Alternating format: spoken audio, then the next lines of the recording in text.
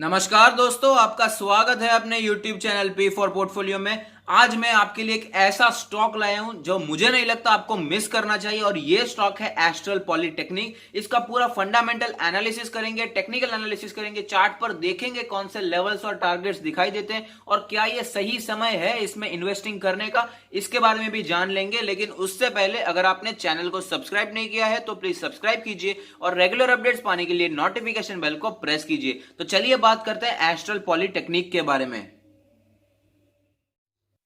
Stock के बारे में बात करने से पहले जरा देख लेते हैं कंपनी के एप्लीकेशंस कहां कहां पर होते हैं। तो आप देख सकते हैं एस्ट्रल पाइप्स यूज होते हैं प्लंबिंग में, sewerage and drainage, agriculture, surface drainage, industrial, fire protection, cable protection, urban infrastructure, insulation. तो आप देख सकते हैं काफी वेल डाइवर्सिफाइड एप्लीकेशंस है, अच्छी प्रोडक्ट रेंज है। मैं आपको मोटिवेट करूंगा, एनकरेज करूंगा कि आप भी एस्ट्रल पाइप्स के वेबसाइट को विजिट कीजिए। आप अलग अलग एप्लीकेशंस को देखिए, कंपनी कैसा परफॉर्म कर रही है वो जानिए, प्रोडक्ट रेंज क्या है वो जानिए। तो अब हम बात करते हैं इसके फंडामेंटल एनालिसिस के बारे में, कैसा है इसका फाइनेंशियल ट्रेंड, कैसी है इसकी बैलेंस शीट, इसके बारे में भी जरा बात कर लेते हैं। देख सकते हैं एस्ट्रल पॉलिटेक्निक एक मिड कैप कंपनी है जिसका मार्केट कैप है 13,000 करोड़ के आसपास। अगर बात करें इसके लास्ट ट्रेडेड प्राइस के बारे में तो वो है 885 रुपीज, जो कि है 1.95% नीचे। अगर बात करें इसके 1 ईयर रिटर्न्स के बारे में तो आप देख सकते हैं एक साल में ये 15% नीचे ट्रेड कर रहा है। अगर बात करें long term 5 year time horizon के बारे में तो हमें 190% के पॉजिटिव रिटर्न्स, धमाकेदार रिटर्न्स दिखाई देते हैं। अब बात करते हैं इसके की मेट्रिक्स के बारे में। तो आप देख सकते हैं जो पीई रेशियो है वो 54.88, सेक्टर का जो पी है वो है 18.09, पीबी रेशियो है 10.2445, सेक्टर का जो प्राइस टू बुक है वो है 2.47। तो आप देख सकते हैं कि काफी ज्यादा प्रीमियम वैल्यूएशन पे मिल रहा है, एक्सपेंसिव वैल्यूएशन पे मिल रहा है, चाहे वो पीई रेशियो हो या पीबी रेशियो हो। डिविडेंड डील की बात करें तो वो कुछ भी नहीं है क्योंकि काफी समय से डिविडेंड नहीं दिया है, जबकि सेक्टर का डिविडेंड है 1.73%। अब देखते हैं फाइनेंशियल ट्रेंड कैसा है कंपनी का। तो आप देख सकते हैं जो फाइनेंशियल ट्रेंड हमें यहां पर दिखाई देता है वो काफी अच्छा है।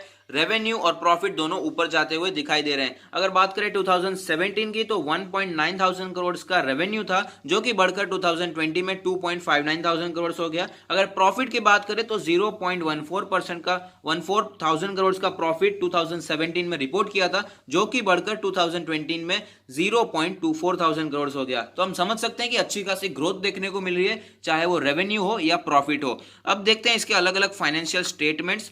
तो इंडस्ट्री की जो रेवेन्यू ग्रोथ है वो है 11.73%, जबकि एस्ट्रल की जो रेवेन्यू ग्रोथ दिखाई दे रही है वो है 18.45%। मार्केट शेयर पिछले 5 सालों में बढ़ा है 4.06% से 5.43% हो गया है। हालांकि नेट इनकम अगर इंडस्ट्री की कंपेयर करें तो वो इंडस्ट्री का जो एवरेज आता है वो है 115%, जबकि इसका काफी कम है 19.93%। अब मैं आपको ग्रोथ व्यू दिखाना चाहूंगा कैसा है इसका फाइनेंशियल ईयर से अगर कंपेयर करते हैं। तो आप देख सकते हैं 4 या 5 फाइनेंशियल ईयर अगर हम कंपेयर करेंगे तो हमें हर बेसिस पे ग्रोथ देखने को मिल रही है, चाहे वो टोटल रेवेन्यू हो, एबिटा रेशियो हो, पीबीआईटी हो, पीबीटी हो, नेट इनकम हो या ईपीएस हो। तो हम समझ सकते हैं कि अच्छी खासी ग्रोथ देखने को मिली है पिछले 5-6 सालों में। अब मैं आपको बैलेंस शीट दिखाना चाहूंगा, कितना डेप्थ है कंपनी पे वो भी जानना बहुत जरूरी लगता है।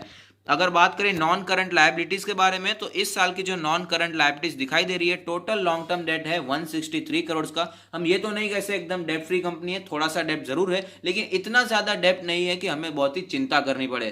तो अब देखते हैं इसके म्यूचुअल फंड की होल्डिंग कितनी है, प्रमोटर्स के पास होल्डिंग कितनी है, उसके बारे में भी जान लेते हैं। क्या कोई भी होल्डिंग प्लेज है या नहीं, वो भी जानना बहुत ही जरूरी होता है।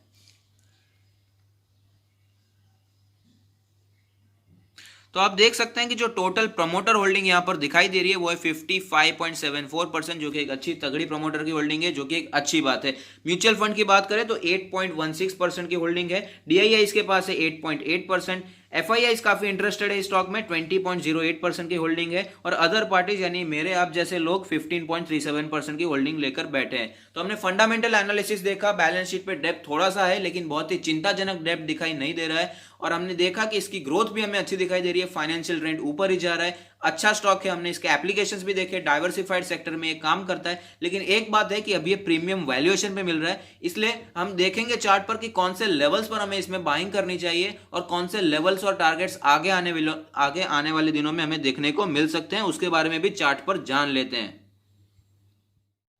तो आप देख सकते हैं कि हम लोग चार्ट्स पर आ चुके हैं। हमें पता चलता है कि क्रैश से पहले 1200 के आसपास ये ट्रेड कर रहा था, लेकिन अच्छी खासी गिरावट देखने को मिली है और 750 के आसपास इसने सपोर्ट लिया था। उसके बाद अच्छी तेजी देखने को मिली, 1000 रुपीज के आसपास ये स्टॉक पहुंच चुका था, लेकिन फिर धीरे धीरे नीचे आ रहा था और आप देख सकते हैं कि एक दिन 800 के आसपास ये पहुंच चुका था। 777 के आसपास इसने लो बनाया, उसके बाद अच्छी फिर से तेजी देखने को मिली है। 975 के आसपास ये स्टॉक ऑलरेडी पहुंच चुका था, लेकिन गिरावट फिर से शुरू हो गई है। करंटली अपने सारे मूविंग एवरेजेस से नीचे चल रहा है, चाहे वो लॉन्ग टर्म मूविंग एवरेज हो या शॉर्ट टर्म। 20 डेज के मूविंग एवरेज के नीचे आज इसने अपनी क्लोजिंग दे दी है। अब हम देखते हैं अलग अलग इंडिकेटर्स को। तो जो RSI का नंबर दिखाई देता है वो है 48.08, एकदम नीचे जाता हुआ दिखाई दे रहा है, यानी कि वीकनेस आगे आने वाले दिनों में हो सकती है। अगर बात करें MFI के बारे में, यानी कि मनी फ्लो इंडेक्स के बारे में, तो आप देख सकते हैं 51.72 पर खड़ा है, उसमें भी थोड़ी वीकनेस बनती हुई दिखाई दे रही है। धीरे धीरे स्टॉक नीचे जा सकता है। अगर बात करें MACD के बारे में,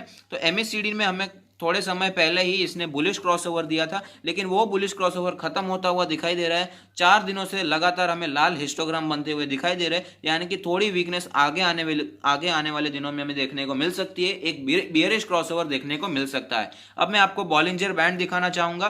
तो बॉलिंजर बैंड के लोअर बैंड के आसपास इसने सपोर्ट लिया, उसके बाद अच्छी तेजी देखने को मिली, लेकिन अपर बैंड के आसपास इसे रेजिस्टेंस फेस करना पड़ा और करंटली अपने मीडियन के आसपास ट्रेड कर रहा है, जो कि है 873 रुपीज का। लोअर बैंड के बारे में बात करें तो वो है 782 रुपीज।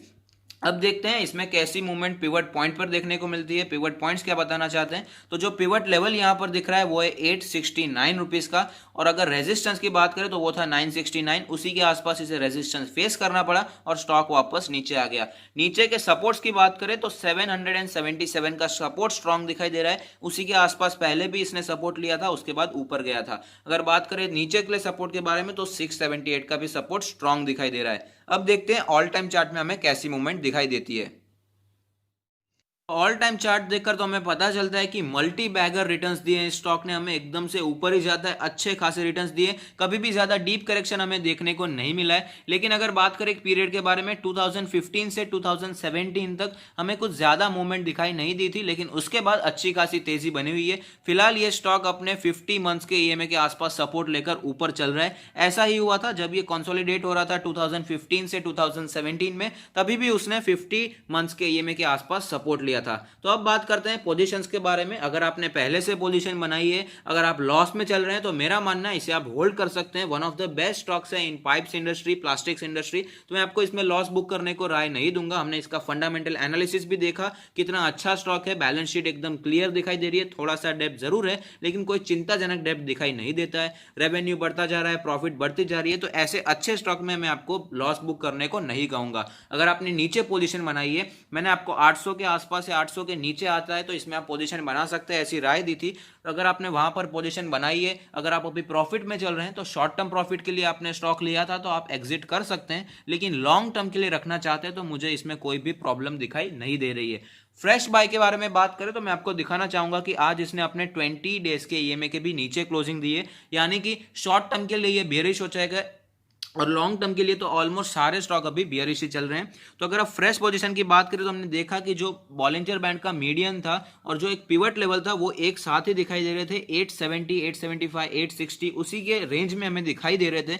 लेकिन पास्ट के चार्ट्स को देखकर ऐसा लग रहा है कि जो 800 का जो लेवल है वो काफी स्ट्रॉन्ग सपोर्ट है। अगर आप वेट करना चाहते हैं तो 800 तक कर सकते हैं, लेकिन मुझे लगता है 850 भी एक अच्छा सपोर्ट बनकर दिख सकता है, क्योंकि बॉलिंजर बैंड का जो मीडियन है वो भी उसी लेवल के आसपास है और जो पिवट लेवल था वो भी उसी के लेवल के आसपास था, और 850 में हमें यहां पर भी अच्छा सपोर्ट बनता हुआ दिखाई दिया था और उसके बाद अच्छी तेजी देखने को मिली थी। इसलिए आप वहां से बाय ऑन डिप्स की स्ट्रैटेजी अपनाना चाहते हैं तो अपना सकते हैं, लेकिन अगर आप वेट करना चाहते हैं, थोड़ा वैल्यू इन्वेस्टिंग करना चाहते हैं क्योंकि थोड़ा सा एक्सपेंसिव वैल्यूएशन है, प्रीमियम वैल्यूएशन है, तो मेरा मानना है कि 800 या उसके नीचे आता है तो आप उसमें ग्रैब कर सकते हैं उस अपॉर्चुनिटी को, और बाय ऑन डिप्स की स्ट्रैटेजी के साथ हर 5 या 10% के करेक्शन में थोड़ी थोड़ी क्वांटिटी उठा सकते हैं, ऐसी मेरी राय रहेगी। अंत में डिसीजन आपका है कि आपको इसमें इन्वेस्टमेंट करना है या नहीं।